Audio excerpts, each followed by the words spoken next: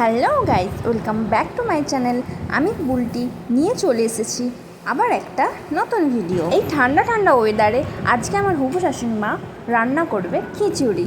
তো ঠান্ডা ঠান্ডা ওয়েদারে সবারই তো খিচুড়ি খেতে ভালো লাগে, তাই আমাদের বাড়িরও সবাই বললো যে একটু খিচুড়ি করা। আর সবজি বলতে সেরকম কিছুই না, অল্প করে আলু, কুমড়ো আর বটবটি। চলো এগুলো এখন সিদ্ধ হতে দাও। আর এগুলো সিদ্ধ হতে হতে আমরা এখন ওই সাইডে পেঁয়াজ টমেটো কেটে নিই, আর আদা রসুনও তো বাটতে হবে, তাই না?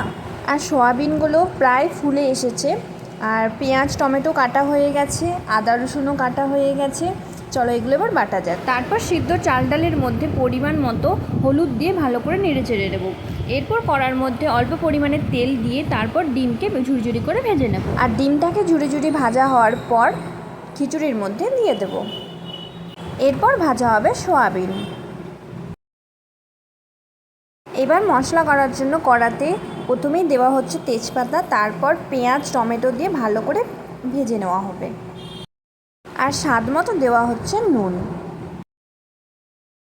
তারপর পেঁয়াজটা ভালো করে ভাজা হলে দিয়ে দেব আদা রসুন বাটার পেস্ট। ভালো করে কষার পর হলুদ গুঁড়ো লঙ্কা গুঁড়ো দিয়ে হালকা অল্প করে জল দিয়ে ভালো করে কষিয়ে নেব। এবার এই মশলাটা খিচুড়ির মধ্যে ঢেলে দেব। তারপর এটাকে ভালো করে নেড়ে চেড়ে নেব। তারপর খিচুড়িটাকে ভালো করে ফুটিয়ে নেওয়ার পর এই দেখো হয়ে গেছে আমাদের খিচুড়ি রেডি। সত্যি কথা বলতে আমার হবু শাশুড়ি মা কিন্তু খিচুড়ি দারুণ বানায়।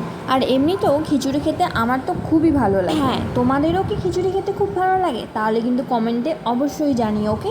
আমি শুনেছি খিচুড়ির সাথে নাকি মাংস দারুণ লাগে। সো আমার বোন বানিয়েছিল মাংস, তো ভাবলাম যে একটু নেওয়াই যাক। তো এক পিস নিলাম আর একটু জুস নিলাম, তার সাথে খেয়ে দেখবো কেমন লাগে। সো এখন আমি বসে গেছি খিচুড়ি খেতে, আর আমি তোমাদেরকে খেয়ে জানাচ্ছি কেমন খেতে।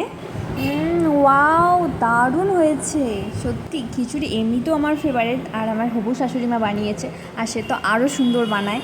তো দারুণ হয়েছে। সো আজকের ভিডিওটা এই পর্যন্তই, দেখা হচ্ছে নেক্সট ভিডিওতে। Bye bye guys.